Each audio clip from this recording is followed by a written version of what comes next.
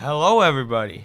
Welcome to a Midwestern Marks live stream, the very first one on the new and improved Midwestern Marks stream. I've disappeared, so as you can see, we're new to this software. We're new to Streamlabs, but we're hoping that we'll be able to have an increase in our production value here.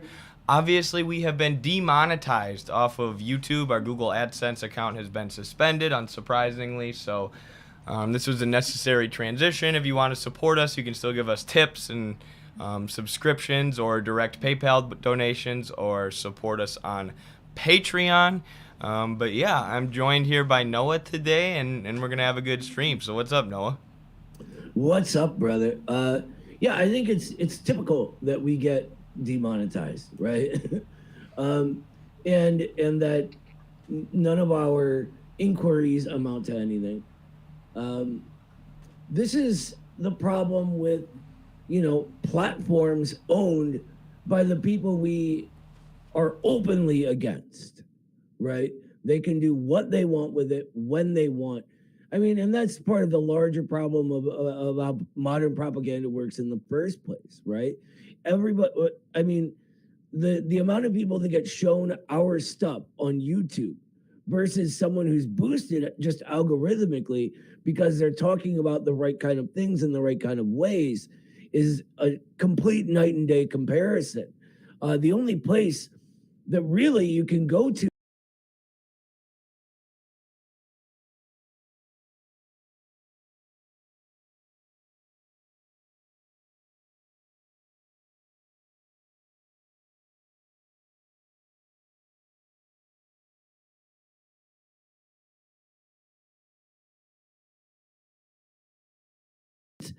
we're getting, they're trying to ban it. It's wild, man.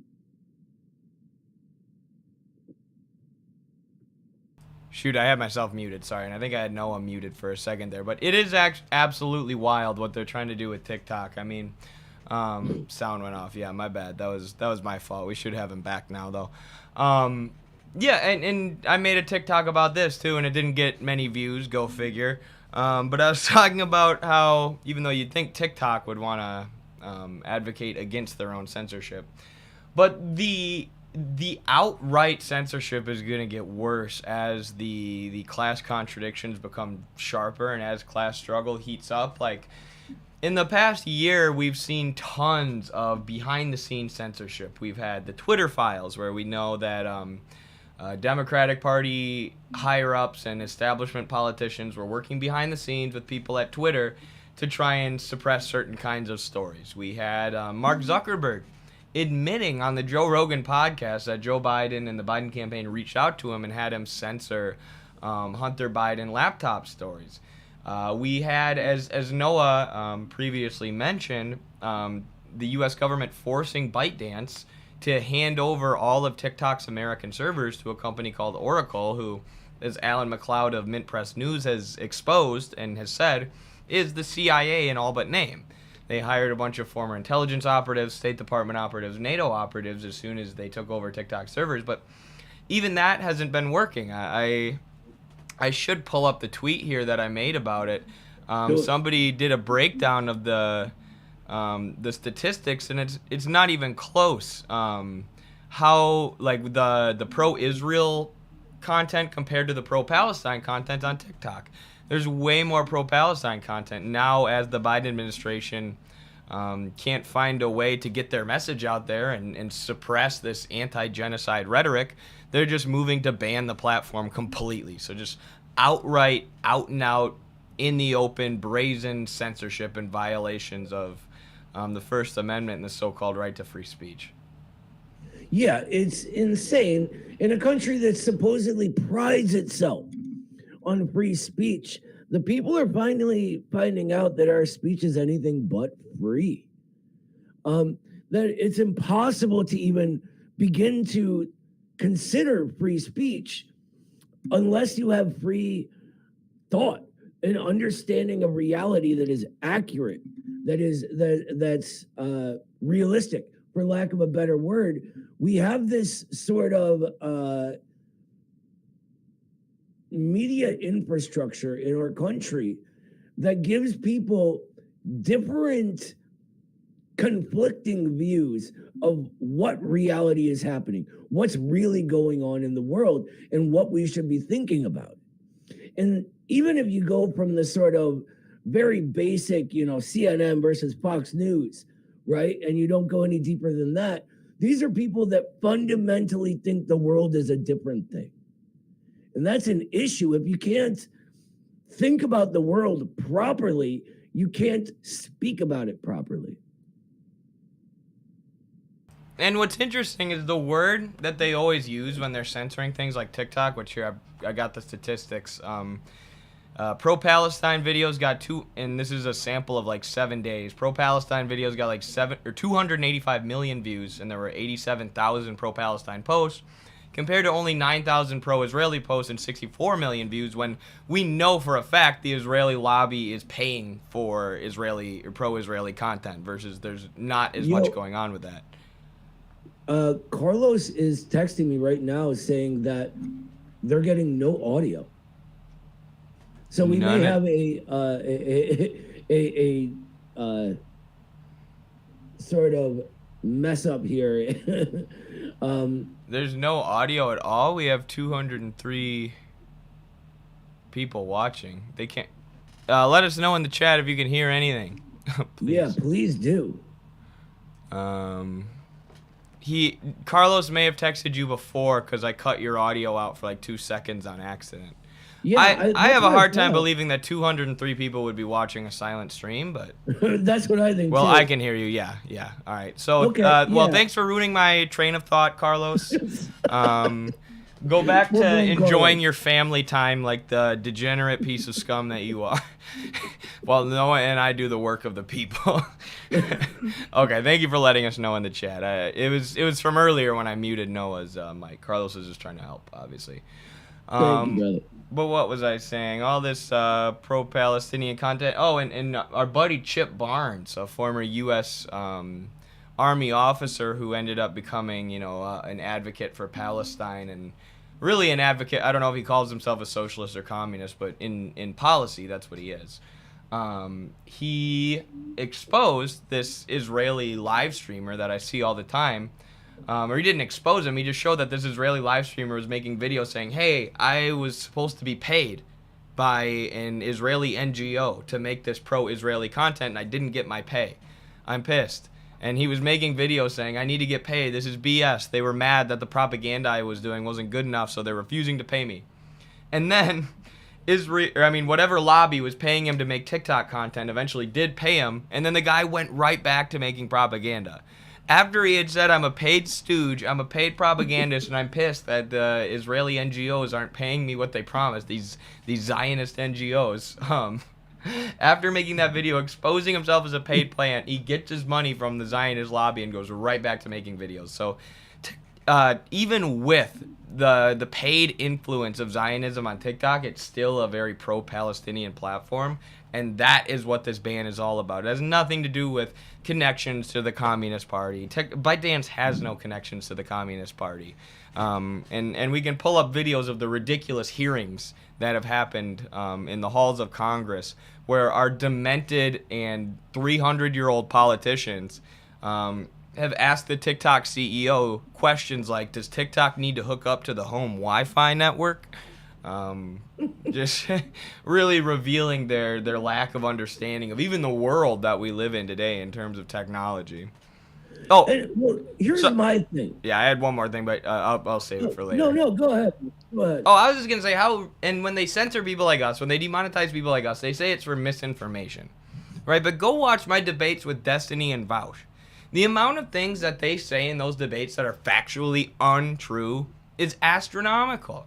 It's astronomical. I mean, Voush is guaranteeing people on that stream that Ukraine and NATO are winning the war, and that they're invincible, and that they're not running out of ammunition, and that Russia's not grinding them down and, taking lives of thousands of people. But they don't get banned for misinformation, even when they're engaging in, other absurd, ludicrous behavior. We all know it happened with Voush recently. No, it's us who get banned for misinformation, but of course, that's just because of the structure of the system. We know that the capitalists who were trying to take down the capitalist system we're trying to take down is going to do anything they can to suppress us, and they'll use any kind of rhetoric that they can to justify that.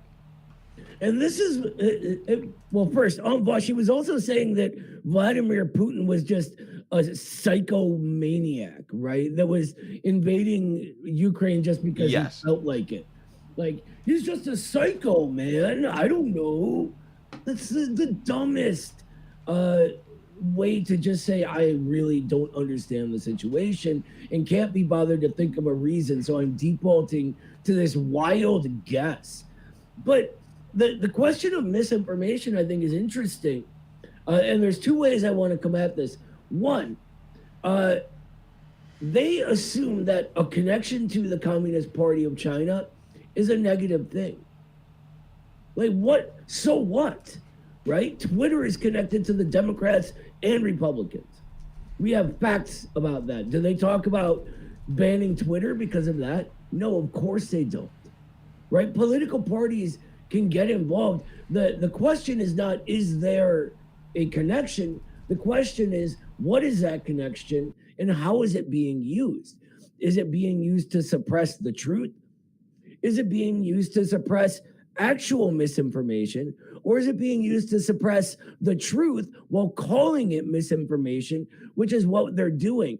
We live in this sort of world because of the sort of ideological trajectory of our country, that definitions come first, no matter what.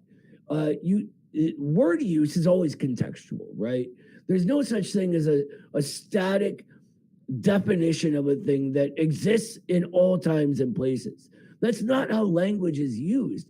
You're trying to convey meaning of something outside yourself, right? And so the way these things exist in reality is always within a context.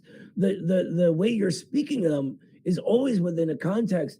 And so what they do is they just like abstract away from that and stay in that abstract realm, where misinformation can then become, because it's abstract, whatever they want it to, right? If it goes against the narrative that they've been painting, it can become misinformation and they'll even believe it. It's a lot like the definition mongers pretending to be communists, right? Like, China's not real socialism because they haven't abolished the commodity form. They haven't abolished the value form. Like all these, buzzwordy sounding things. It's just ridiculous.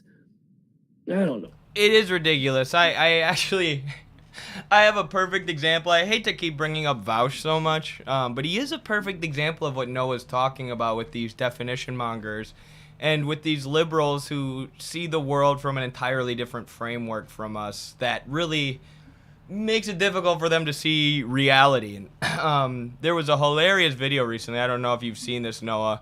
It was the Voush champion spotlight. So they're pretending like he's a League of Legends character. And there's a special move that Voush has called postmodern jibber jabber, where basically he does what Noah's saying. He abstracts away from the real meaning of words by just definition mongering. So I want to play, I don't want to get too far off the beaten path here, but I do want to play part of this video because it's hilarious, and then skip to the part with the definition mongering, because I think you're going to have a lot to say about it, Noah. You ready? Yeah, let's do it, brother. I haven't seen it. I'm excited. It's hilarious. Let me know how the audio is in the chat, please. Welcome to this League of Politics Champion Spotlight, featuring Voush, the Horse Lord. Why do people wear gloves? It's obvious that my hands are cold. Voush is one of the 3 major champions that were released as part of the legendary Political Streamer Expansion Pack, which has since dominated the meta in League of Politics. He is a very powerful, dedicated tank, with a number of abilities that allow him to absorb tons of damage, drama, and general controversy. Let's take a look at what this hoofed hero can do on the Rift. Voush hails from the most elite and wealthy parts of the upper city in Piltover. As a youth, Voush witnessed the steep inequality between the citizens of the upper city and the disenfranchised denizens of the undercity known as Zon. Driven by his deep sense of compassion, Voush became a socialist, courageously championing the plight of the poor and dispossessed without ever actually doing anything By the to way, help them. I can't In his hear quest anything. for I can't see anything. Fun little new thing. Oh, we're you learning can't about hear our it, new Noah? software. That's lame. Yeah. What do we do about that? Noah, could you maybe open it on YouTube and Twitch and what? Yeah. I could. What? Yeah. I mean. I don't know if that's the best way to do it, dude. I was wondering, I'm like, how is Noah not laughing at this? When they go, champion spotlight, Voush, the horse lord. And what did they just say? Oh, they're like, Voush. Even his haircut. And then the part you missed, they're like, Voush became a socialist, championing the poor and dispossessed without ever actually doing anything to help them. It's on a delay, so I'm sort of watching it muted right now. Okay, So, yeah, whenever you want to put it back up, like I'm looking at the guys. yeah. I'm gonna try and skip to the postmodern jibber jabber part now. We'll see how this Please works. do, and I'll put my volume on then. Okay.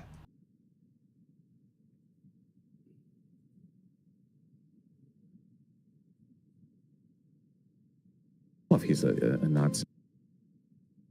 One of his abilities is literally a fascist, where he says that whoever he's debating is literally a fascist.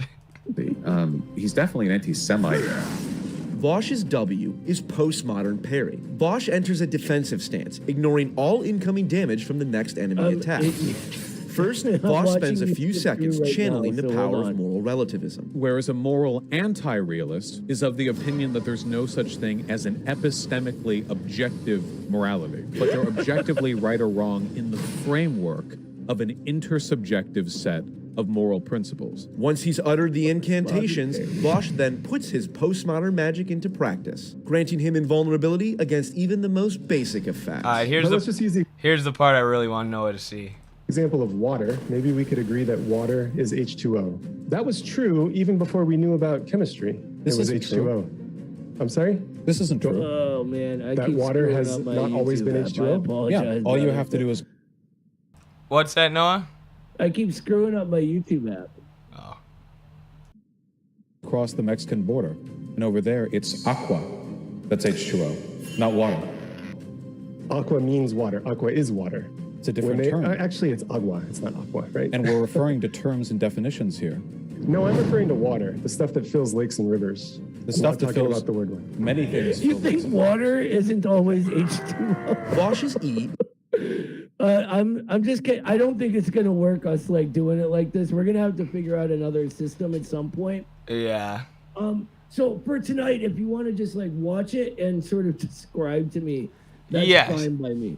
So the professor and the audience saw this, so I'm explaining what they saw. But the professor says we can agree that water is water. We can agree that water is the word, but water as a material concrete substance is separate from the word. But we know that we're talking about the same thing when we use the word water. He goes, no. Or what are you referring to when you say water? And the guy's like, things that fill lakes and rivers. Or he's like, no, we can't agree on the definition of water. Because in Mexico, where they speak Spanish, they call it aqua. And the professor's like, actually, it's agua, but we're still referring to the same thing. So the professor's trying to use common sense, to say that we're referring to the same thing concretely.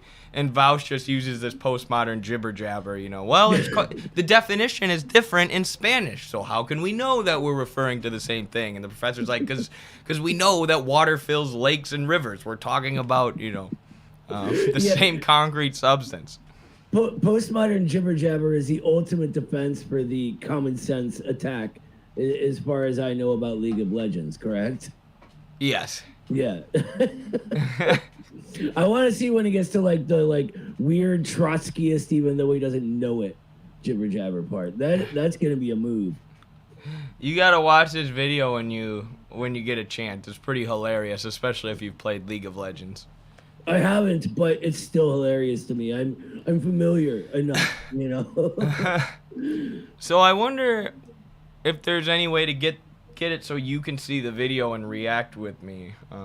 There has to be once we're a little more familiar with this, because right now I'm using the browser version of our software rather than my app. So if I have the app, I'm sure there's a way for it to give like me access to your screen share or whatever it is. Okay, so that means we're not going to be able to react to the next video, but we can react to our next subject, or we can still get into our next subject here. One sec.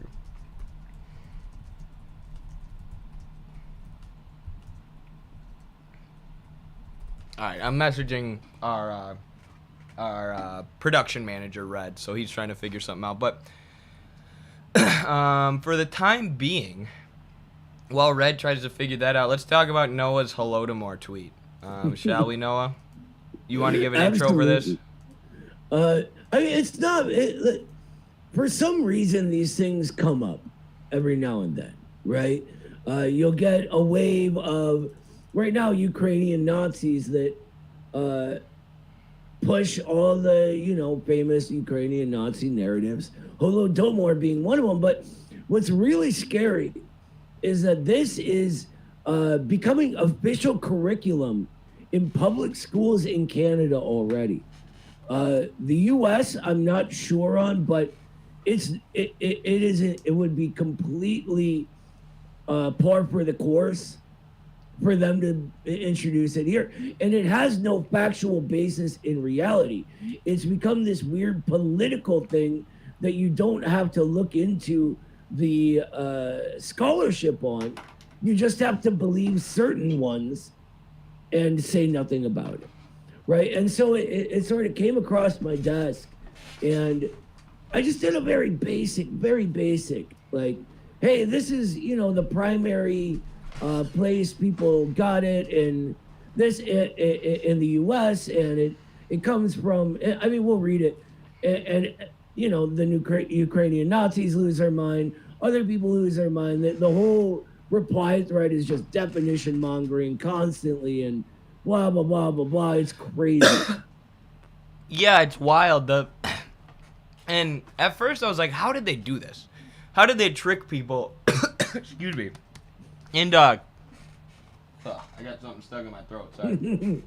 How did they trick people into believing the Holodomor? But the more I've read Norman Finkelstein's The Holocaust Industry, the more it makes sense. Because, I mean, the Holodomor is based on a real famine, right? There was a famine that happened in Ukraine. What they've been able to convince people of is that it was a man-made famine by Stalin. That Stalin was purposefully trying to genocide his own people, which is untrue. And when I look at how Zionist organizations have laundered the memory of the Holocaust and used the memory of the Holocaust to justify the actions of the Israeli state and of the Zionist entity, the more I understand how they've done really the same thing with the Holodomor. They've created this narrative that it was Stalin, purposefully starving people. And then they pushed that out through funding museums, through funding the Holodomor Awareness Tour, which is where we got the Holodomor bus from, which has become a meme on this channel. There's literally a Holodomor bus paid for by the Canadian government that goes around and educates people about the Ukrainian famine, when really what they're doing is laundering propaganda about the Ukrainian famine. And, the Holocaust Industry, Norman Finkelstein, who wrote this, his parents survived the Holocaust, right? He's not downplaying how horrific the Holocaust was. He's saying that these Zionist entities have taken the Holocaust, and through educational institutions, through museums, through nonprofits, they've been able to use its memory and manipulate its memory in a way that justifies Zionism. And they've done, a very similar thing with the Holodomor. They propagated it to the point where now, if you, try to have a debate about this and what actually happened, which, scholars have been debunking this Holodomor was a genocide myth for a long time, some people will call you a genocide denier, and they'll try and silence you and suppress you. And it's really quite ridiculous when, it's quite obvious if you look at the primary sources and scholarly research on this that the Holodomor was not a genocide, as Noah details in this tweet. And it's specifically not Stalin just, wanting to eat everybody's babies and their babies' babies, right? It's not The typical narrative on it is Stalin was very upset that these pesky Ukrainians wanted their freedom because he wanted to take it away because he was a mean guy, right? And there are actual telegrams from Stalin chewing out the local, I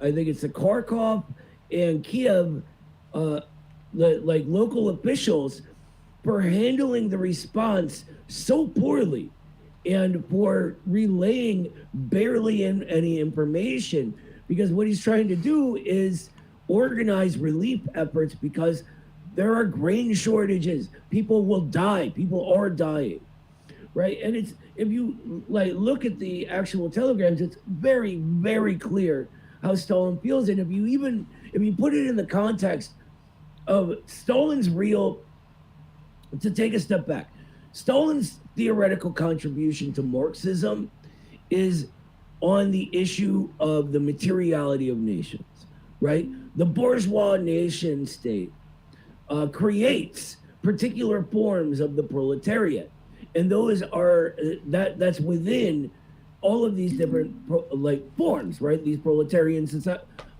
sections of society everywhere. His work on this leads to what becomes proletarian internationalism in this this era. It leads to the Soviet of nations. It leads to native language campaigns, native culture campaigns, education in the native tongue of whatever republic you're from or whatever. So to think that he's singling out Ukrainians is ridiculous, especially when you add this second fact. More Kazakhs died than Ukrainians. So it's like, the logic doesn't add up. And even bourgeois researchers have been saying this for a long time. Wheatcroft and Getty both said it's absurd to even remotely think of it like this, right? And then more recently, Mark Tauger, who's a very, very famous famine expert, did a report on it. And it's all like little reasons all adding up to one tragic occurrence. And that's what it is, a tragedy. And to turn that into this pro-Nazi, anti-working class political project and propaganda project is absolutely disgusting. 100%. I think we should go through your tweet here because it's pretty solid in debunking the myth here. He says the primary source for the Holodomor is the fascist Hearst media cartel, and not fascist in that Hearst was mean and hated communists. Fascist in that he literally paid Mussolini to write op-eds for him. So there's the source of this this myth that's now widely believed, and that you can now get accused of being a genocide denier for denying.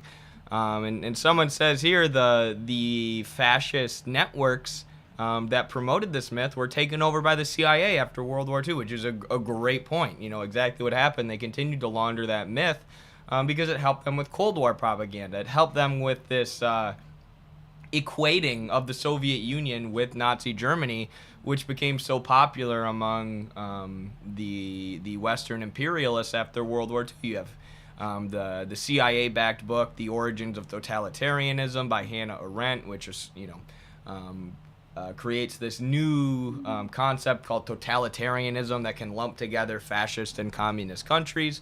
And then you have the creation of the Holodomor, which even sounds like Holocaust. You know, the name was even created to sound like the Holocaust. It's really nothing but a propaganda tool to equate the Soviets and the Nazis, who the Soviets defeated.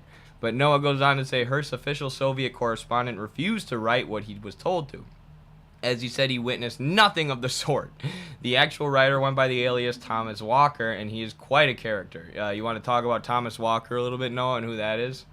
Yeah, so I don't have the post pulled up, but Thomas Walker, I forget the guy's real name, was the alias he writes these articles under. I want to clarify something as well. I sort of had some clumsy language in the first part where I said primary source. What I meant was it was the source primarily used rather than the first source in a chain of sources. So like a primary source. You know what I mean? Different, no definition mongering. But that one's on me. Anyway, so Thomas Walker is a guy that gets arrested in the U.S. for breaking an anti-slavery law, doing what's called human trafficking nowadays. He is transporting women across state lines for the purposes of sex, prostitution, and also marriage swindle. I don't know what that one entails, but it sounds like an oldie-timey con man finding an old rich lady, right? Anyway, so he gets in trouble at multiple jobs in the Soviet Union and fired from them for loafing. Now, here's the thing. The time he was in the Soviet Union doesn't match the shortage eras in Ukraine. And you can see this stamped on his passport. But he says he witnesses all these things. He has these photos collected in the Hearst newspaper. I forget which one. The photography department were testifying when he went to court that he was asking them for famine photos and war photos, and then having them retouched and selling them as evidence of this Holodomor, right? And so this all comes out when he goes to court. It comes out that he actually gets kicked out of the Soviet Union for attempting to smuggle a saboteur white guard like around the place for sabotage and then escape, right? Like, so someone actively engaged in committing treason, and they kick him out. Now, rather than, kill him, which if you follow the narrative, Stalin would have killed him and then ate his baby, right? So again, it's just weird. Like, this is the guy that they go to trust. If you search the internet under Holodomor in an image search, those Walker photos still show up. That's the source. I mean, it's ridiculous.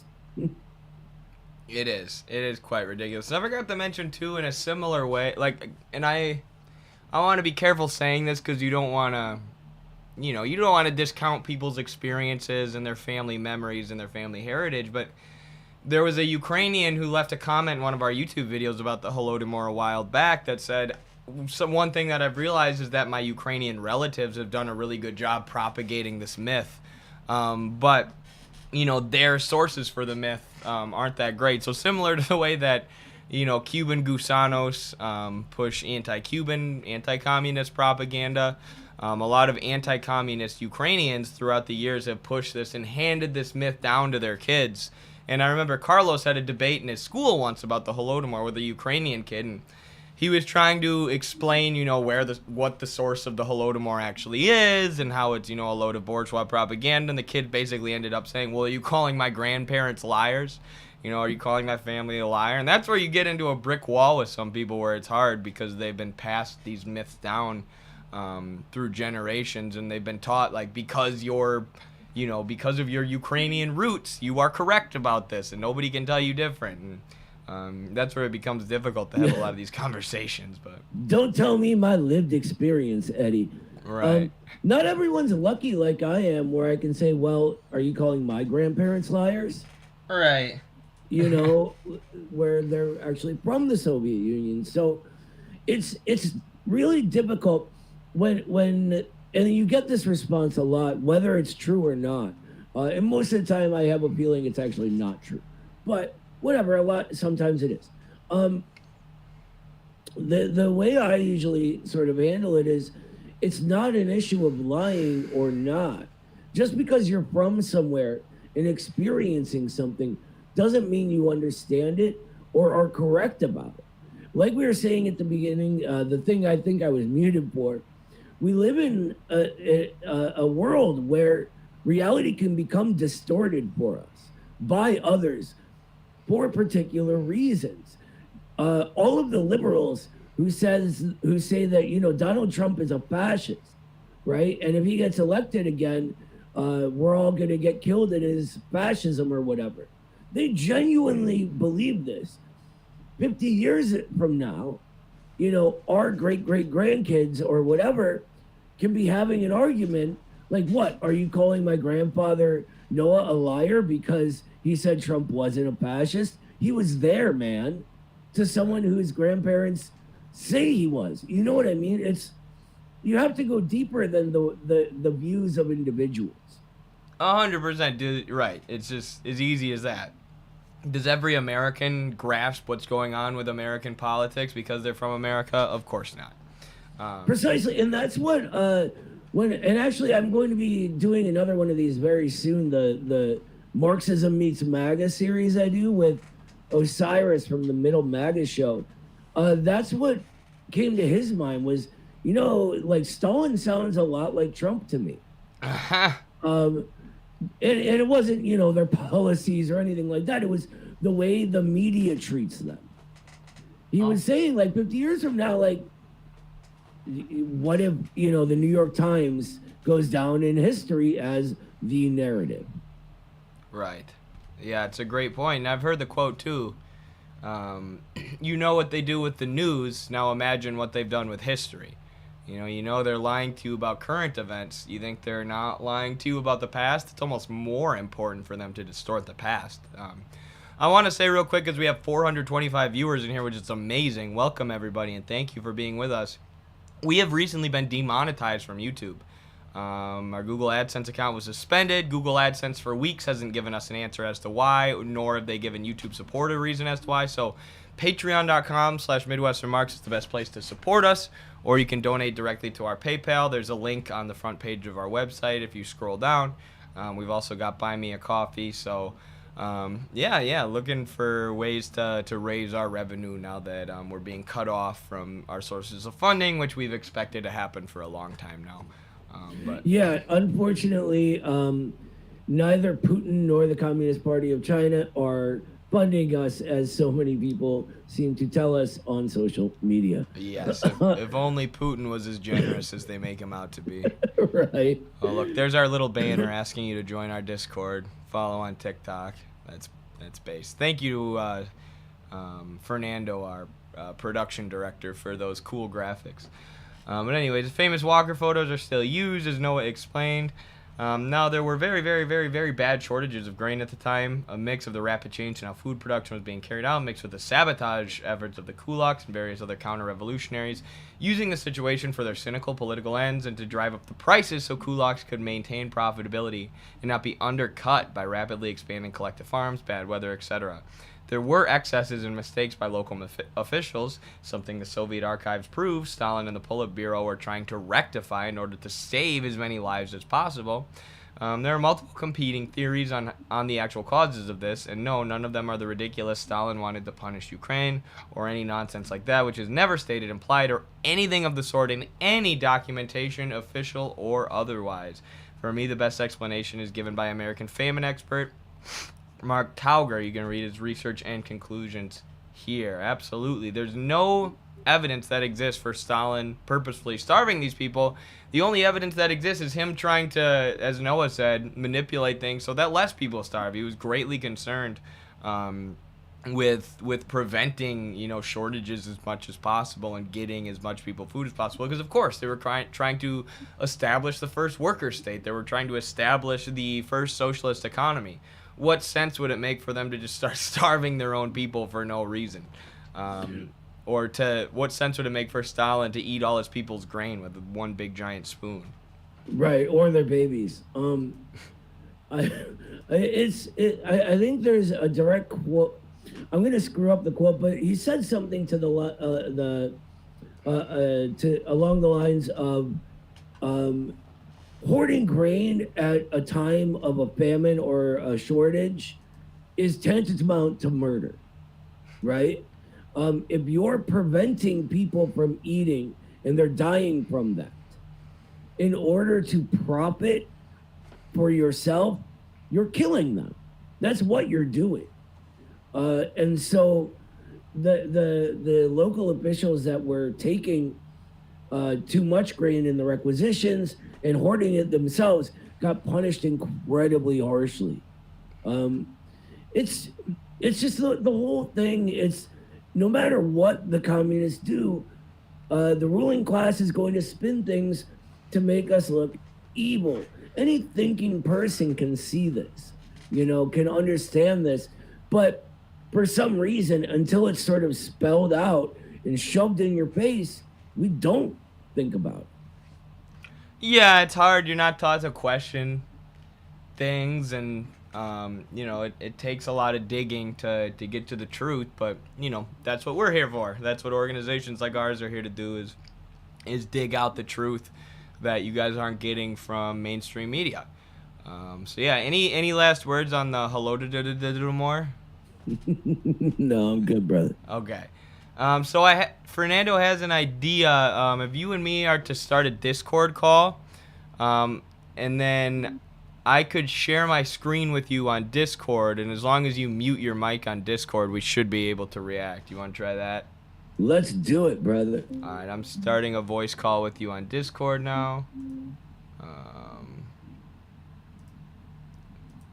And I'm muted on there. Yes, perfect. Okay. So now I'm sharing. See, this is why we have a production team, because I'm old and stupid. Yeah, I don't know what we could have done about this. By the way, I want to say a special thank you to the guys on the production team who are doing a phenomenal job. All the stuff you're seeing right now is their hard work. All of the sort of upgrades all of our social media has gotten lately, it's their hard work. So thank you to Red and Lucas and Mo and Sebastian and Jordan and who am I forgetting? There's quite a few people now. Yeah, they're all in there's the a credits, but they're awesome. They'll be on the, yeah. Thank you guys. All of you are doing an amazing job. Absolutely. All right, Noah, can you see the screen? Let's do it. All right, let's give this a shot. Let us know how it is in the chat, please. And Noah, obviously, let me know if you can hear it. When Russia began its full-scale invasion of Ukraine back in 2022, the world stood by in terror, as the initial fear was that the capital of Kyiv and then the country might fall in a matter of days. You hear everything all right, Noah? I'm good. I'm excited that the world stood by in terror. This was due to a variety of factors, including a much smaller military, economy, and less advanced equipment than what the Russian military initially possessed. But Ukraine proved the world wrong. So with all that's happened since then, how do Ukraine and Russia compare with each other now? At the beginning of the full-scale invasion, how has Ukraine proved the world wrong? I'm sorry to stop it already, but Western media has been saying that Ukraine's gonna win, Ukraine will win, Ukraine is winning. You know, the Ukrainian counteroffensive is devastating Russia and embarrassing Putin. And none of it's been true. All that we've seen is more, sadly, more Ukrainians passing away. Or more Ukrainians dead. I can't say the word dead on TikTok, so I'm used to using filler words. Euphemisms, yeah. Right. We've seen more Ukrainians die to the point where the average Ukrainian soldier is like 40 years old now because everyone else has fled the country or dead. So the Ukrainian infrastructure has been pummeled. More and more people have died, and Russia's just continued to take ground and take ground and take ground, and Ukraine has continued to lose. So they haven't defied any expectations. Like, if you have been following military analysts like Scott Ritter, who aren't beholden to the U.S. State Department and the military-industrial complex, they've been calling it like it is from the very beginning. They've been saying that Ukraine is doomed and that they're not winning from the very start, and what we've heard even from leaks from the U.S. State Department and whatnot, they've been right. They've been correct the entire time. And now there are, like military think tank analysis groups saying that the West and NATO are running out of supplies to give to Ukraine, and Ukraine's on their last legs, just like Ritter has been telling us from the beginning. So Ukraine hasn't really defied any expectations. How is it a full-scale invasion when there's less than 100,000 troops there? I mean, they were getting 1 million troops mobilized and ready that aren't there. This is nothing approaching a full-scale invasion. The sort of power and technological prowess of the Russian military is the absolute top of the world. It's as good as it possibly can be. This is not a full-scale invasion. If it was a full-scale invasion, it would have been over a long time ago. This is them playing realpolitik as well, and also trying to be as humanitarian as humanly possible while still denazifying.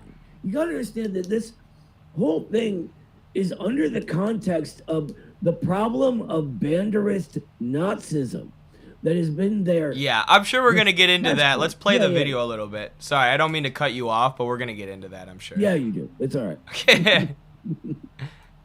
Recently released U.S. intelligence reports estimate that 360,000 Russian troops poured across the border in the early morning hours of February 24, 2022. The most current U.S. estimates of Russian military casualties showed that 315,000 of these soldiers are now dead, wounded, captured, or missing. The number of dead is around 120,000. However, even though this Those are the most inflated numbers I've ever heard in my life, but... astonishing 87% casualty rate among Russia's regular military is staggering. The true extent of Russia's losses is even worse. Even before this became a full-scale war. Yeah. What is an 87% casualty rate? Yeah, what does that even mean? Does that mean 87% of their soldiers they're saying are now casualties? Because that's what the sentence structure implies. Which That's is insane. such a stupid thing to say. Right? To even suggest. Yeah, it's the numbers are inflated, but every time there's a leak or every time we get an update on what the actual numbers are, for one, they're very close to the numbers that are being released by the Russian government, the estimates that are being released by the Russian government, and two, we find that the U.S. has been downplaying Ukrainian casualties by, inflating Russian casualties. And there are actually thousands of dead Ukrainians who aren't even being reported on in the West because they're trying to downplay it and convince people that Ukraine is winning, which of course is leading to more and more and more and more and more Ukrainian deaths, even though there was a peace agreement on the table 2 years ago that NATO broke up. I just want to tell a sort of personal, very quick anecdote. And it's, take it for what it is. A friend of my wife, her brother is a Navy SEAL, and he's been all over the world training people, right? This was after he was done with active, operations. He went all over the world training people. They sent him to Ukraine. He retired the day he got home. He was like, I'm done. After that, I don't know the guy very well, but he won't talk about it or anything to my wife's friend. So, who knows what it really is, but what that says to me is they made him train Nazis, and he's like, no more. I'm done. I can't. You know what I mean? That's wild to me. He was so gung-ho about that. That was his life. That is insane. That is a crazy anecdote. It reminds me of the anecdotes of my buddy who was in Afghanistan who... I mean, we know all the stuff that's going on, but when you hear it firsthand from like a U.S. troop, it's like, holy shit. War. Russia had been employing private military companies like the Wagner Group and training local militia forces like the DPR and LPR in eastern Ukraine. Since invading the country outright, Yeah, like the DPR and the LPR were only going to fight because of Russia. They were only fighting because Russia trained them, not because Ukrainian Nazis killed 10,000 of their civilians. Well, this PMCs is the way they use language, dishonestly, and it drives me out of my mind that they can do that. Like the DPR and LPR didn't exist before Russia. Right. It's so frustrating. militias have served alongside regular Russian forces, and their losses are staggering too. The last estimate that came from the Wagner Group, before it dissolved in the wake of the June 2023 uprising, was in the aftermath of the Battle of Bakhmut. Yevgeny Prigozhin, the now deceased leader of the group, claimed that from the start of the invasion to the end of the battle, Wagner lost 22,000 dead and 40,000 wounded. DPR and LPR militias are believed to have suffered a similar amount of casualties from the war's beginning until the present time. For Ukraine, though, their losses are considerably lower. They're still staggering, considering the country has about 5 times fewer people than Russia. U.S. officials estimate that the Ukrainian armed forces have lost a combined total of about 70,000 dead. It's much higher than that. I'm not a military analyst, but I believe the actual estimates are closer to 200,000 or 300,000. And of course, the Russian deaths are much lower than that. The DPR and LPR losing 40 to 80,000 people doesn't even make sense. There were a total of 14,000 people who were killed in between 2014 and 2022 in the Donbass war in total. So the idea that since Russia invaded the DPR and LPR lost, 3 times as many people as they did before Russia intervened in a much shorter amount of time, that just doesn't make logical sense if you're adding up the numbers. These are quite clearly inflated numbers when it comes to Russian casualties, and greatly deflated numbers when it comes to the Ukrainian casualties, which is so sick, because the reason they're doing that is to convince you to be okay with more Ukrainian people dying at the behest of NATO, which is so disgusting. And I see someone saying here that Infographics is obviously, a Fed account. And you may laugh at that and say, oh, commies, you call everything that you don't like the Feds. But Kings and Generals, an account just like this, that does the exact same kind of content, all of their content is being written by a guy at the NED, the guy who handles the social media relations at the National Endowment for Democracy, which is literally just a private version of the CIA. It's a CIA cutout created to do what the CIA does without being directly tied to the government. So the deep state cares deeply about what's going on social media, and they are, Turgut Gambar is the guy's name, who does a lot of the Kings and Generals video and works for the NED. A lot of them are openly putting their names on these history videos. They're not history, they're propaganda videos, posing as history videos. And around 100,000 wounded. These figures are strictly for military casualties, and the death toll for Ukrainian civilians is known with less certainty. It's been confirmed by the United Nations that at least 10,000 Ukrainian civilians have been killed, with about double that figure wounded. However, even the UN admits these figures are likely an underestimation. Let's also remember that they were conscripting civilians. Right, so those numbers have got to be jumbled too. Yeah. I also know someone from wrestling who had to pay the mob to sneak him out of Ukraine because he didn't want to get drafted, by the way. And the actual civilian casualty count? He had the money. Yeah, thank God. He ended up having to pay him 3 times, 3 payments of $7,000, which just shows you. You're dealing with criminals at that point to hopefully smuggle you out of the country. Is many magnitudes higher. For example, in regions previously occupied by Russia, like Kharkiv and Chernihiv, Ukrainian police continue documenting previously unknown mass graves. Thousands of Ukrainian civilians have been murdered in mass slaughter events like this, and it's likely that the graves will continue to be found for years to come. All of their dumb little South Park animations are little skinny dudes, and then the Ukrainian cops are these they're Eddies, right? It's ridiculous the way they're putting. And that is funny. And you should, just look at some of the video. I'm not going to say they're all fake or there were no mass graves, but just look at some of these secretly uncovered mass grave videos. There's no real evidence. It's like a 15-second video of some Ukrainian soldiers standing around a hole and being oh, we found 10,000 of our troops in here and a bunch of children and little dogs and cats.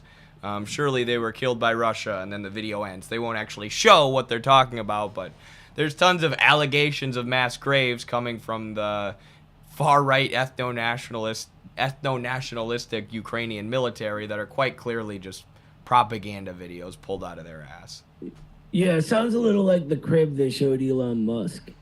Yes, exactly, that type of thing. Or the video where they found Mein Kampf in a Palestinian's home, and they're see? See? See, they're all Hitler. We told you. Are Hitler. We told you the 3rd graders are Hitler. We told you they're Hitler. It was a brand new copy. Not a single page dog-eared, nothing.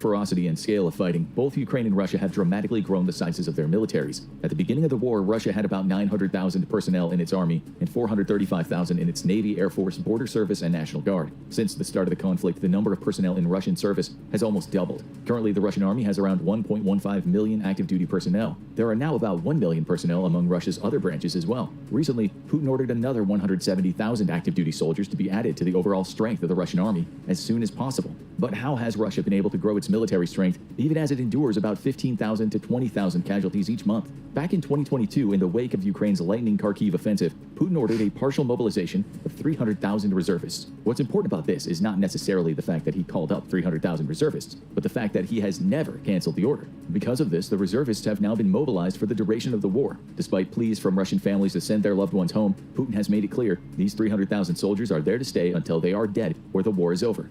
So again, remember, we know people who are paying the mob to sneak them out of Ukraine, allegedly, in a video game. I don't actually know that person in real life. Wink, wink. But the average age of the Ukrainian soldier is now over 40. There are videos in Ukraine of the military, or the SBU, the Ukrainian intelligence, pulling people out of their vehicles and dragging them off to be conscripted into the military and to go fight Russia. As NATO and the U.S. is saying, to the last Ukrainian. Make them fight to the last Ukrainian, and their puppet Zelensky is saying the same thing. That's what's going on in Ukraine. They're conscripting old men to go fight because they've run out of people to go fight NATO's war for them. Yet, Infographics decides to focus on Russian conscription and saying these Russian families are so sad to lose their family members. But no word on the Ukrainian people. Apparently they're totally okay with their family members going and fighting a pointless, unwinnable war for Joe Biden and NATO. And the worst part is it has always been unwinnable, and Russia was offering the most generous peace terms. The agreement that sent Boris Johnson to kibosh, right? Yep. It was so, you have no idea how generous that was. The only thing not in question was which region was it? Oh God, it's the port town. I forget the name of it. I'm bad with names sometimes. But regardless, what's crazy is that this video specifically, and everything like it, contributes to the sort of mass suicide of the Ukrainian people. It's like our ruling class is holding a gun up to an entire people's head and making them do this, right? They had a peace agreement. It was there. It was in place. They were ready. And then Johnson comes along like, nope, you're going to fight. You're going to keep losing people. You're going to keep being our bullets, basically. And they're at a point now where, think about this, almost an entire generation of men are dead. If they're conscripting people in their 40s, if that's the new average, what is this doing to Ukraine afterwards? It's despicable. It is despicable, and that's what we've been saying from the beginning. You have these people with Ukraine flags in their bio cheering on the war and calling you a Putin supporter. You know, if you call out NATO's role in provoking the war, it's like you're cheering on the death of more Ukrainians. It's literally NATO has the Ukrainians at gunpoint and they're forcing them to go fight Russia for us. And people think they're supporting Ukraine by cheering on this proxy war. It's like, no, you're supporting the death of Ukraine if you cheer on this proxy war. Whichever comes first. In addition to not letting the partially mobilized soldiers go home, Russia has not allowed those called up in the annual conscription cycle to go home either. Russia holds an annual conscription drive that brings in several 100,000 unwilling recruits to its military each year. Since the spring of 2022 conscription cycle, no drafted recruits have been allowed to leave the Russian military. Additionally, those Russian servicemen who have signed contracts with the Ministry of Defense have had their previous contracts nullified, so that the Russian forces can keep them in service past the expiration of their enlistment dates. Additionally, because partial mobilization is still in effect, Russia has raised manpower through what is called crypto mobilization efforts. Because Russia can now issue military summonses electronically, a wider net can now be cast to entrap anyone Russian recruiting officers want, and often they target the most vulnerable people in the country. People arrested for petty crimes, immigrants, ethnic minorities. So this crypto entrapment is just sending people emails. It's contacting them electronically and recruiting them to the military. How about this?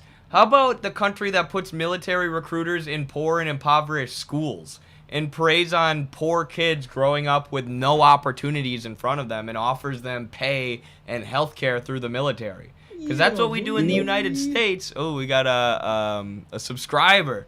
Whoa, our first Twitch subscriber. Thank you so much, Simply Linguistic. And every time we get a subscriber, you'll hear, yeah, boy. So that's pretty cool. That's high production value there, folks. But, I mean, think of how we recruit people in the U.S. We don't even need a draft because poverty is the draft. You know, anybody who wants poor middle-class person who wants higher education is going to have to enter the military to get free college. You know, that's why recruiters are in poor and low-income high schools, to prey on people who have no other opportunities, right? But that's not that. There's nothing wrong with that. But Russia sending people emails to recruit them to the military, that's crypto recruitment. That's crypto-fascist recruitment. You're not allowed to send emails. You can only prey on poor kindergartners. Oh, you should have seen the disgusting ads in my high school, brother. It was horrible. But here's my thing, and I don't know the facts on Russian conscription because I've never had to look into it, because it is absolutely absurd how popular this operation is for the Russian people.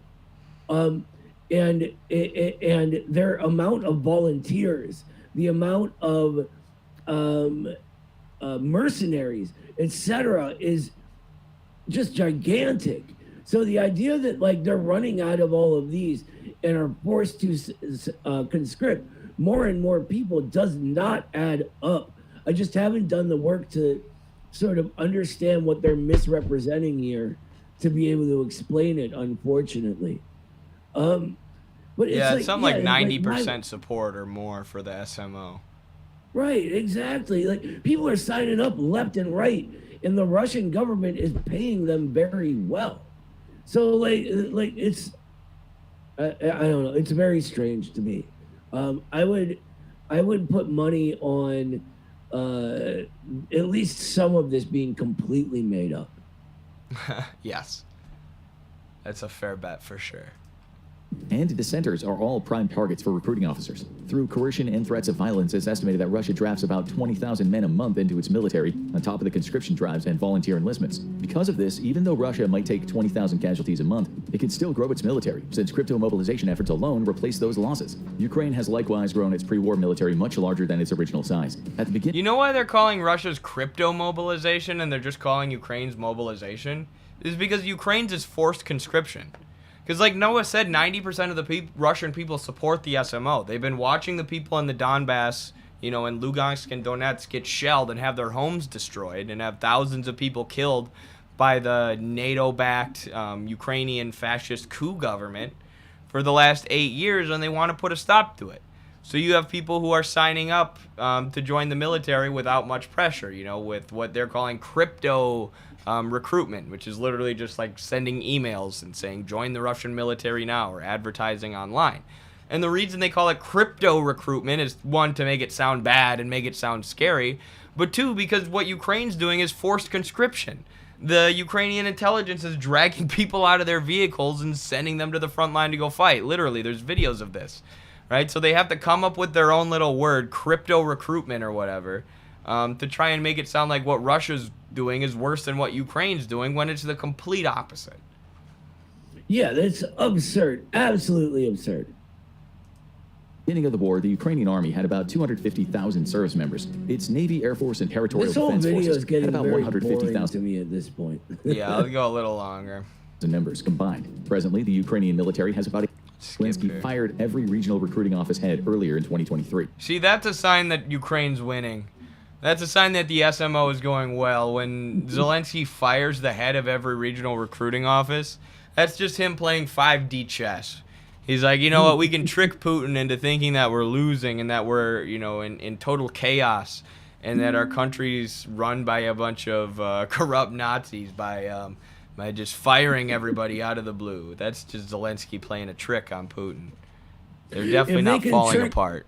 If they can trick the country that destroyed the Nazis, that they're all Nazis, it'll really throw them for a loop, Eddie. That will. They've been being pretend Nazis since day one. Yeah, they're gonna like jump out at the end and go psych like it's in the 80s. You know? That at least a minority of Ukrainian men are not interested in fighting and would rather flee. Estimates for the number. And someone said there are videos of Telegram now of Ukrainian conscripts fighting the recruiters with axes. Because, you know, as this video, even this video is forced to admit, you know, a minority of Ukrainian men don't want to fight and they're trying to flee. It's not a minority, and they're getting to the point now where there's almost nobody left to send to go fight. And the people who they are trying to send are fighting back against the recruiters. I mean, they're about ready to mutiny. And Seymour Hersh said that a while back. He said that his connections within the U.S. State Department are telling him that the Ukrainians are literally ready to mutiny if NATO tries to push them any further. But they're winning. I'll be right back, by the way, brother. My wife is under the weather. I gotta check on her. I'll be right back. Okay, I'll just roll with this video then. Of able-bodied Ukrainian men who have fled the country rather than fight vary wildly. Some estimates say as few as 20,000 and as many as 650,000 have either bribed their way across the border, snuck across, or gotten phony exemptions and then fled. However, it should be noted that some estimates show around 1 million Russian men fled their own country after the partial mobilization occurred. Russia has also been forcing society at large to be prisoners within Russia, mostly by seizing the passports of military-aged men and setting up recruiting offices at border checkpoints. Overall, Russia into This is just so stupid because it's the same. They're saying that what Ukraine's doing is what Russia's doing in terms of military recruitment. Like, don't tell me that Russia's trapping people within the border and not letting them leave, but Ukraine's not, when I've talked to people who had to pay the mob to sneak them out of Ukraine. Like, obviously Ukraine isn't letting people leave either, and they're actually doing forced conscription. Whereas Russia actually, you know, has a good argument for being involved in this war, whereas for Ukraine there's none. It's completely senseless. So you have people who are actually willing to sign up to fight. Than before. The Russian Navy's not been immune to horrific losses either. Since the start of the invasion, the Russian Navy has lost a heavy cruiser, a submarine, a corvette, 4 large amphibious ships, and numerous smaller vessels. These losses are more not to mention the Nord Stream pipeline. But significant because they were lost against a country without a navy. Each of these losses was inflicted either through cruise missiles or remote-operated drones. Even though Ukraine has been dishing out some... And where'd they get those from? Where'd Ukraine get the cruise missiles and the drones from to take out the Russian Navy? I wonder, do you think it was from American weapons manufacturers who are making billions of dollars off of this conflict? I don't know. Hard to say. I don't know if I'm getting the YouTube chat right now. Can someone say something in the YouTube chat? I feel like I'm only getting the Twitch chat, which is odd.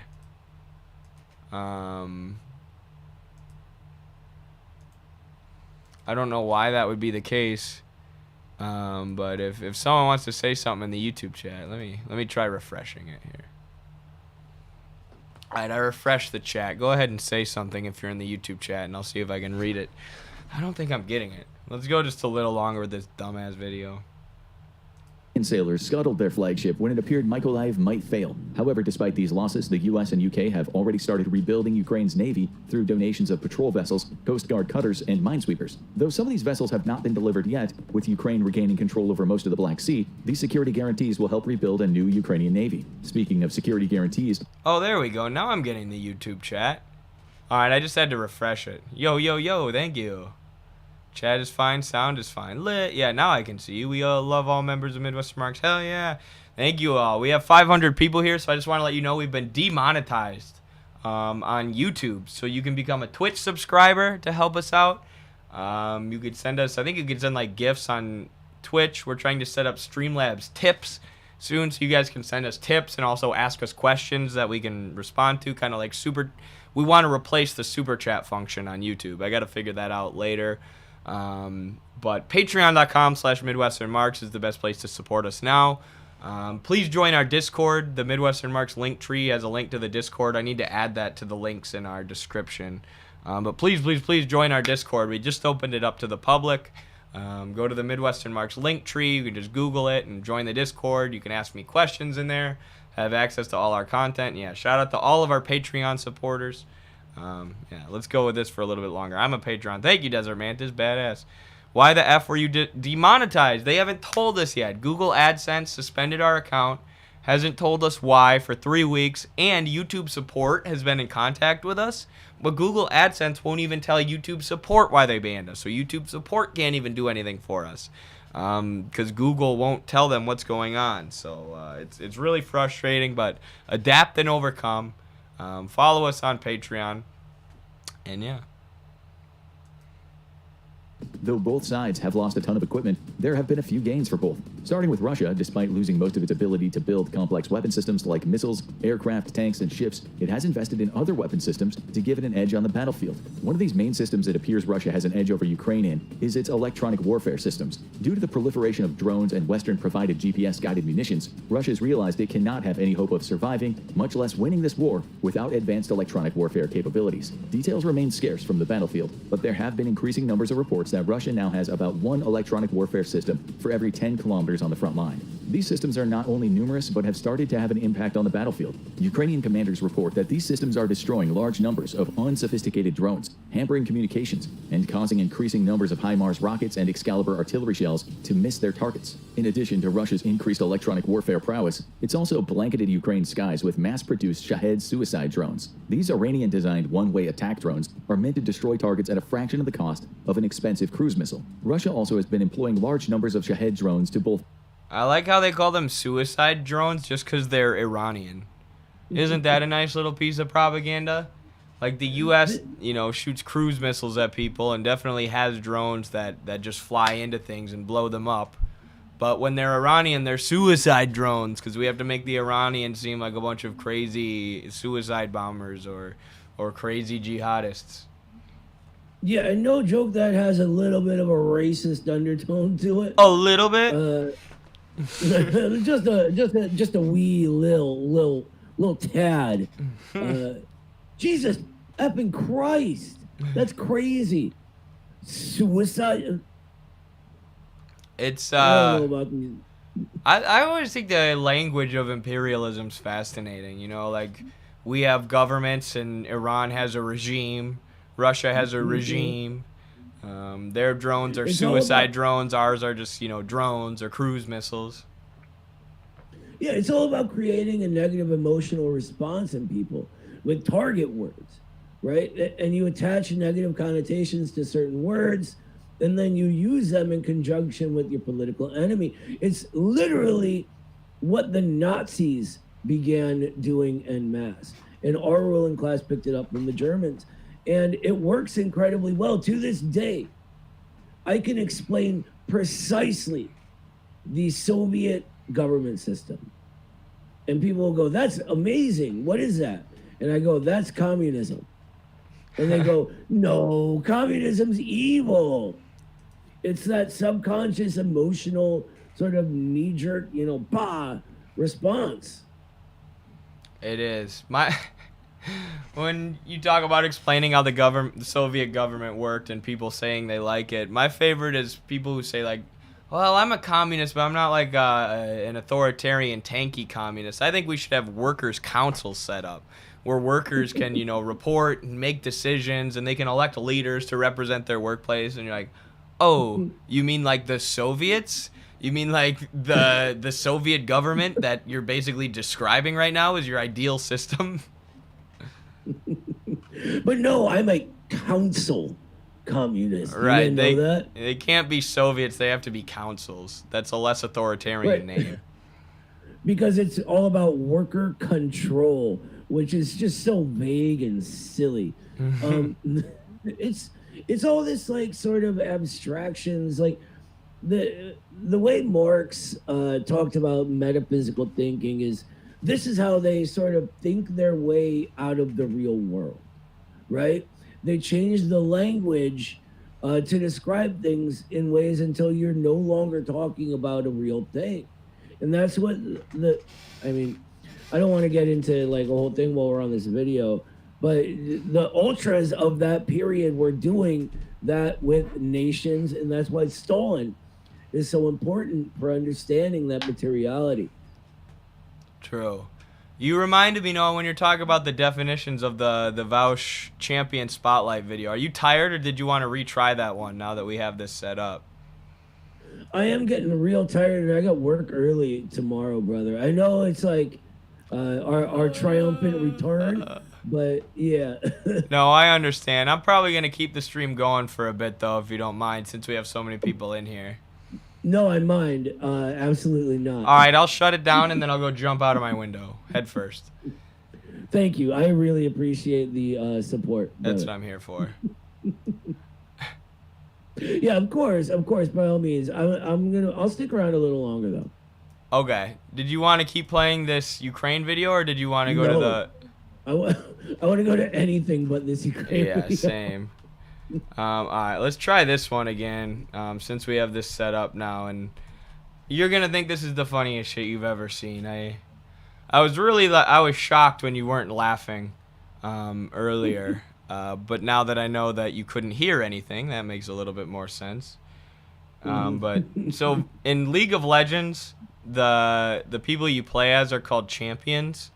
And there's this really popular channel that does champion spotlights that talks about the moves that every champion has and their abilities and blah, blah, blah, video game stuff. But someone made a fake champion spotlight of Voush. And we played this earlier in the stream, but it relates to what Noah's talking about in terms of postmodernism and what Noah's been calling definition mongering. I mean, it fits really perfect. It's quite interesting. And this is just a really hilarious video, so... Politics Champion Spotlight, featuring Voush, the Horse Lord. Why do people wear gloves? It's obvious that my hands are cold. Voush is one of the 3 major champions that were released as part of the legendary Political Streamer expansion pack, which has since dominated the meta in League of Politics. He is a very powerful, dedicated tank, with a number of abilities that allow him to absorb tons of damage, drama, and general controversy. Let's take a look at what this... Please. Sorry. Oh, you missed it. It was just I needed to see... The hair. Not just the hair, the everything. The everything. Go on. I apologize. He really is. He's just a. I hate to bring the guy up all the time, but he's a caricature of everything we talk about on this show. Everything that's wrong with the left. Like this could be one of Joe's cartoons he drew for us. It could. They're really good. Take a look at what this hoofed hero can do on the Rift. Voush hails from the most elite and wealthy parts of the Upper City in Piltover. As a youth, Voush witnessed the steep inequality between the citizens of the Upper City and the disenfranchised denizens of the Undercity known as Zon. Driven by his deep sense of compassion, Voush became a socialist, courageously championing the plight of the poor and dispossessed without ever actually doing anything to help them. That might have just been a knock at socialism. I don't know if it was supposed to be, but it was hilarious because it's true of Voush. His quest for glory, Voush befriended a magical goblin called Destiny. But after an unfortunate dispute over a member of Destiny's harem, Voush struck out on his own to conquer the Rift for himself. Voush's passive is weapons-grade autism. Considered by many to be the ultimate double-edged sword, this ability grants major boosts to Voush's rhetorical abilities. Hyperfixation has always been my most predominant autistic characteristic, I suppose, like dropping everything to hyperfixate on something. For me, it was public speaking, which I obviously enjoy very much and now get to do for a living, so, you know, that worked out pretty well in my favor. Hello, darkness, my old friend. The cost of such a powerful passive should not be underestimated, though. Without trying to deflect, this passive makes it difficult to read social cues from teammates and to avoid making optically unsound arguments. And I hate to pull this out, because this sounds like some invalid self-defense, but I am autistic. I'm a lot better at making arguments than I used to be. I'm a lot less... I don't know, I'm not trying to deflect. I'm a lot less autistic than I used to be. I don't know. Voush's Q is literally a fascist. Voush targets an enemy champion and accuses them of being a fascist, dealing a moderate amount of true damage. It is in... I don't know, did he ever accuse me of being a fascist in our debate? I don't think he did. He never used his Q literally a fascist on me. I feel like he uses it tactically, right? To the people that would just crack up laughing, I don't think it would have much success, you know? Right. I should have reversed it on him. I should have been like, wait. Are you literally supporting Ukraine right now? You're literally a fascist, my guy. That's my Voush impression. That's how he debates. By the way, saying my guy just irritates the shit out of me. When people go, come fascist. on, my guy. Because this ability does true damage, Voush doesn't need to itemize for armor penetration or provide any evidence. Why can't I? Sorry, I was trying to pause that. I feel you, though, especially when Voush says it. He'll use slang sometimes. Like one time I heard him say, blood is trifling. I'm like, dude, you are so white. Please stop. As long as they disagree with Voush, they are vulnerable to this highly spammable ability. It's from conservatives, people who are often fascists. You're a fascist! Lol, Voush, are you really saying Peterson's a fascist? Yeah. No matter what she personally believes, she covers for fascists. I don't even know if he's a Nazi. He's definitely an anti-Semite.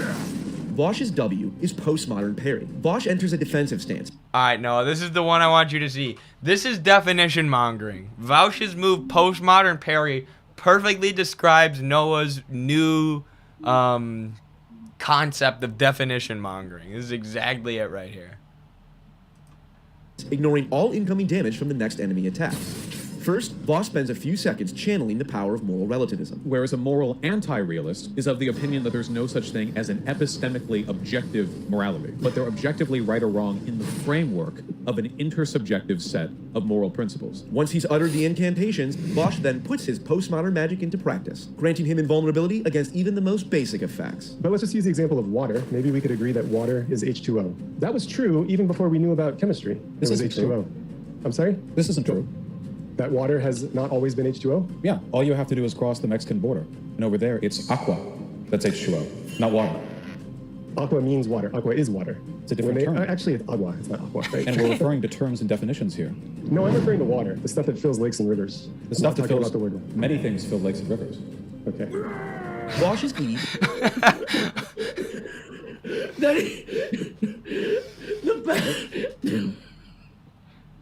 You see why I wanted you to watch this now? It's the best example of definition mongering I've ever seen.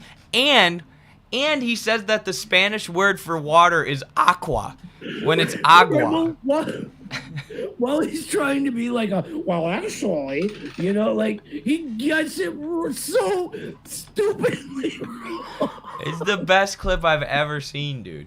I had never seen that one before this video. Oh, and the smothering look on his face is just priceless while he's doing it. It's amazing. And then the guy's like, oh, God, come on. He's like, okay, boss. Postmodern jibber jabber.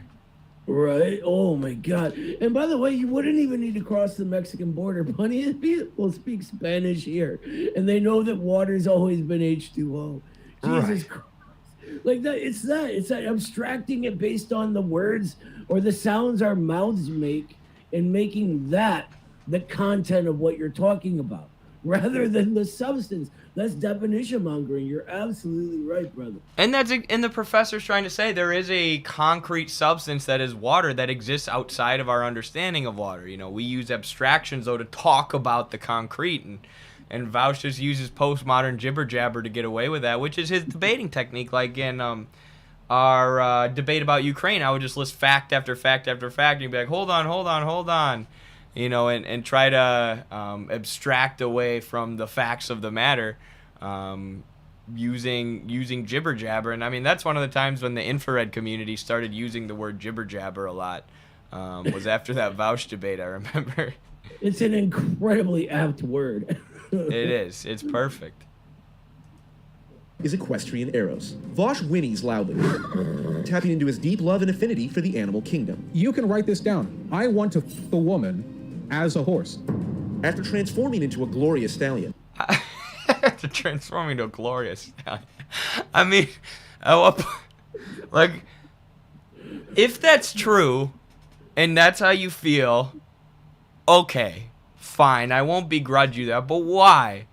Why say that publicly? Why release that information into the public that you fantasize about being a horse? I mean, I guess if you've leaked your folders, you have to, but... Because your views are dipping? I don't know. Yeah. I will begrudge you that, actually. I will say that, no, you are a sick individual that genuinely has something wrong with you in your head. Besides your self-diagnosed autism. By the way, can we say the sexual assault word? I don't know if that's terms of service or whatever. Just make up a little replacement. Yeah, what word. he's saying is he wants to commit a crime and violently force himself on a woman as an animal. That's because true. a woman is not consenting to this. ever. That's true. It is probably rooted in that, and that's, I mean, where you get with Voush, where he tries to abstract away from the reality of his own sexual proclivities. You know, like, oh no, it's only lolly, it's only drawn stuff. That doesn't mean I'm actually attracted to 13-year-olds or whatever. So it's disgusting. It is what it is. And here's my thing. Like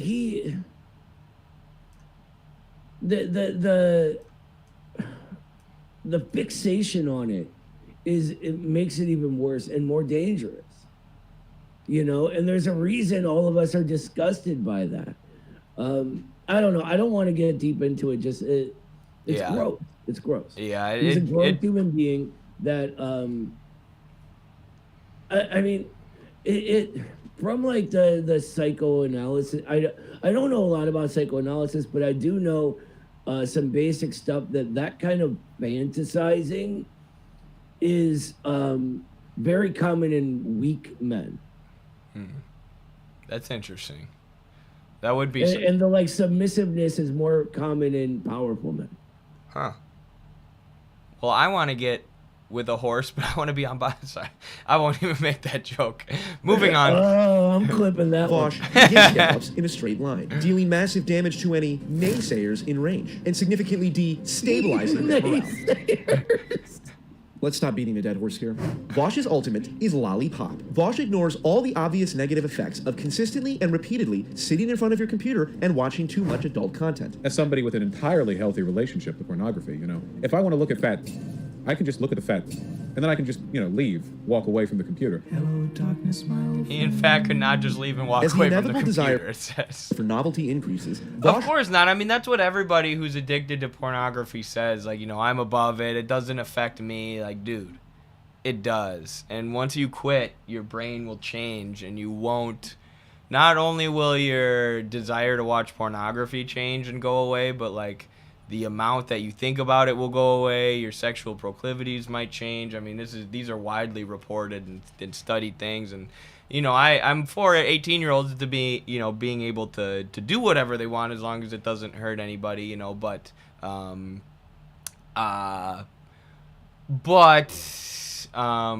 still against, you know, sex trafficking and pornography because of the effect that it has on society. And I would encourage any young people living in this consumerist society that tells you it's okay to just consume. You can walk away from the computer and have it not affect you. That's not true. And you're going to be much healthier and much happier and much better off if you quit pornography. I've been watching like 3-4 years and it's for the better. I promise. 100%. And I don't know. For me, it's like couldn't get in because I'm like a realistic kind of guy. My brain would always go to these poor people in this situation. But anyway, there's a reason China has the laws it does, because they have a government that cares about the health of the people. Here, our government cares about the capital accumulation of its ruling class. And that's it. And to hell with our mental health, to hell with our actual health, to hell with our stability, our standard of living, whatever. All they can care about is that capital accumulation. And that's why pornography is the #1 thing on the internet. I don't even know what it is in China. I bet it's like something very wholesome, like recipes. Probably is. Like, yeah, like something like that. But it's by far the most popular thing on the internet, and it's the sign of a sick society. There's a reason all of this gets forced down our throats, and yeah, it is. It is more and more too, and you have these creators like Voush who are normalizing it, who are lying to their audiences and saying that there are no harmful effects of it. You have people like, we've covered Adam22 on the show, you know, advocating for stuff like that. And it's a sign of a sick society. It really is. I mean, there have been countless studies that show the effects of pornography on the brain and how it affects your reward centers, and none of them come out with positive results for pornography. Not to, Right, you know, and and this that's not is even what- to get into the sex trafficking and the amount of those women who are drugged up and are in, you know, economically rough conditions and are forced to sell themselves, which is the vast, vast majority of them. Yeah, and this is one of the things that makes him like one of the biggest scumbags in the world, right? Because he knows he's doing this. It's not like he's never seen this information. He just doesn't care. Right. He knows that he's gained the trust of young Americans and lies to them and just doesn't care. Right? This is what these pampered rich kids who've never had to work a day in their life think of regular people. They're beneath them. We're not even registering as human to this kind of guy, right? Because it's about him and his hedonism and what he likes at that moment. True. Very true. Reaches a critical level of degeneracy, See, this is an example of the kind of structure that I'm referring to. allowing him to summon an army of questionable cartoon figures and short-stacked goblins to aid him in battle. You'll have to entertain me for a moment on this presumed shared knowledge of how goblins get drawn in pornography. But you know how they're all like thick short stacks, right? These creepy conjurations then activate a global taunt, forcing every champion on the map, including his own allies, to attack Voush wherever he is. As a hyper-progressive tank, Voush is usually found in the top lane, alongside a team of other highly intelligent but generally useless socialists. Voush is a strong lane bully and can whittle down opponents. No, they put our boy Second Thought in there with Voush. Come on, how could you compare JT to Voush? They are not similar people. JT actually reads. He's actually developing and actually cares about people. Even, yeah. By spamming literally a fascist over and over again. If he overextends, Equestrian Eros grants Voush horse-like mobility to escape any incoming ganks. But be careful when this ability is on cooldown, as Voush has no other strong escapes, and his weapons-grade autism makes it difficult for him to travel. Why are you so lazy? It's not a laziness thing, man. Travel makes me fucking queasy. It makes me sick. I feel like depressive the entire week after I hate travel. I've always hated travel. Why? Literally autism. Voush's kit makes him very good at countering enemy carries. He can tell a spellcasting sorcerer like J.K. Rowling to literally shut the F up without suffering any damage from accusations of misogyny. I'll just lay out my points right here, okay? I think that the people who are hand-wringing over this are borderline defending J.K. Rowling by implication. So the people who are fretting over this are essentially siding with Look the at his face. transphobes, either because their optics or civility politics video's in so a very good. liberal fashion, or because they hate me so much It's getting that bigger. they have to adopt any position which allows them to condemn me. Despite the hyper-progressive nature of his kit, Voush is capable of making some base takes when postmodern parry is on cooldown and he's forced to use common sense. Quit making pride, quit making the existence of gay people a sex thing. Isn't that the progressive argument? That teaching kids sexuality isn't the same thing as exposing them to sex? Isn't that the whole argument we make? Kids should go to Pride. It should be a cool thing it should be a block party with cotton candy. It should be a community fair. If you want a kink thing, go to a private venue. It's also important to remember that the majority of Voush players are severely autistic teenagers, so while it's easy to write off Voush as a bottom-tier champion, one should not forget the valid reasons so many people like to play him. Listen, you have to understand. See, this is actually a good point, too, and this is why I don't give up on any of Voush fans, and we have a lot of former Voush people in our audience. You know, and it's like we criticize this guy all day and say that he's everything that we dislike about liberalism and the fake left, but, you know, it's totally fine if you fell into that trap, if you fell for his rhetoric. You know, he does have good rhetoric. He's a good rhetorician. He's a good public speaker. He knows how to talk. He knows how to manipulate people. Right? And that's why we're waiting with open arms when you're ready to actually learn about Marxism and actually learn about changing this system that we're all trapped under, and this system that's destroying the planet and is anti-human in the way that it functions. Thank you, Liz Allen, for subscribing to the YouTube. Make sure you subscribe and turn notifications on if you haven't already. Thank you so much. And since we are currently demonetized with Google AdSense not even telling us why, if you want to help support us, check us out on patreon.com/MidwesternMarks. We should have a connection to give us tips and all that kind of stuff by the next stream. Well, this is our sort of first run of this, and I think it's working out really well so far. I'm kind of bummed I have to go, unfortunately, brother, because it is very late for me. It's already after 9. I wake up every morning to study before work, and right now I'm getting the short version of the Reproletarianization book ready for printing. So I got to call it a night here, brother. We appreciate you for hanging out with us as long as you did, Noah. Thanks for coming today. Of course. Have a great rest of your stream. I'll talk to you tomorrow, brother. Peace. Everybody else, have a great night. See ya. Bye, Noah. All right. I'm going to keep the stream going for a little bit because this is going great. Let me just quick close out of my Discord call with Noah. Just in case that's slowing things down for us. And we can finish the Voush Champion Spotlight. Now, if everybody leaves all of a sudden, we know that the Midwestern Marks audience loves Noah the most. If everybody stays, that means the Midwestern Marks audience loves me the most. And if we gain more people, that means that I am the greatest of all time. I don't know. Just kidding. We have almost 600 people in here, though. That's freaking awesome for our first stream back. Really cool. I wish we had a way for you guys to send us tips, to send us super chats, but you can support us by subscribing on Twitch, becoming a Twitch subscriber. You'll get a bunch of emotes, like ones of me flexing and stuff that you can send in the chat. It's pretty cool. And you get certain stuff for re-upping as a Twitch sub, and then patreon.com/MidwesternMarks, which just flashed across the bottom of the screen. That's really the best place to support us. So I'm extremely happy with how the new stream look has played. Absolutely, Red. Yeah, and thank you for doing that. Red Chilean is the one really behind the stream upgrade and a lot of the stuff that we've been doing with the Midwestern Marks production team. So shout out to Red for sure. No such thing as a person who doesn't experience awkward conversation. How is there 600 viewers? It says 167. It must be from Twitch, Twitter, YouTube, and wherever else we're streaming combined. We must have a lot on Twitch. I mean on X, Twitter. Why don't you get on Rumble? We're going to. The next stream, hopefully we'll have tips set up.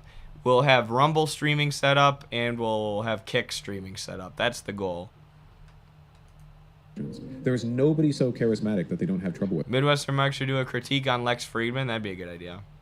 that. This is the conversational gap. Your thoughts are locked away inside of your skull. Nobody can see them and nobody ever will. The best you can do is express them through vocal or physical communication. That's it. This is not a mechanism for seamless interaction making. It's gonna cause problems for everyone, you know? You're just trying to make it as good as you can. Thank you for watching this Champion Spotlight. Join us next time for a closer look at Benjamin Netanyahu, the Lord of Darkness. Oh, that's so good. Shout out to PF Jung.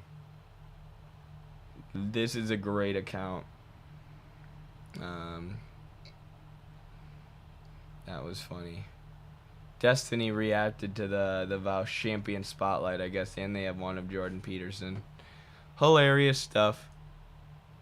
Hilarious. Well, I guess I don't have anything else to talk about today. I just wanted to finish that video, so I'll probably end the stream now. But thank you all for hanging out with us. Thank you for testing out the new stream layout. Like I said, next time we'll hopefully have tips available so you can ask us questions and send donations. But patreon.com/MidwesternMarks is the best place to support us financially. Thank you to Red Chilean and the rest of the production team who made this possible. Thank you to Noah for being here. Follow us on Instagram, X/Twitter, TikTok, YouTube, Facebook, and anywhere else that social media content is sold. All right. Thank you, everybody. Peace out. We'll roll the credits. Stand up, all victims of oppression, for the tyrants fear your might. Don't cling so hard to your possessions, for you have nothing if you have no right. Let racist ignorance be ended, for respect makes the empires fall.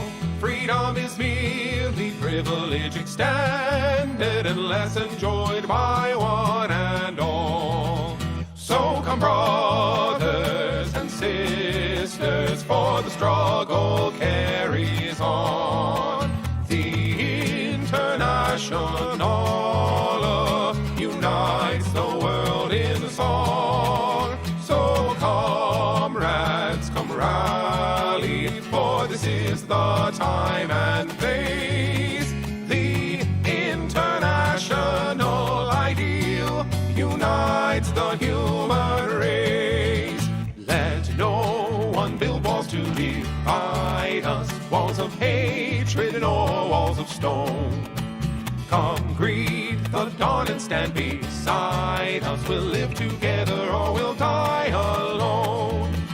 In our world poisoned by exploitation, those who have taken now they must give. And end the vanity of nations. We've but one earth on which to live. So come brothers and sisters, for the struggle carries on.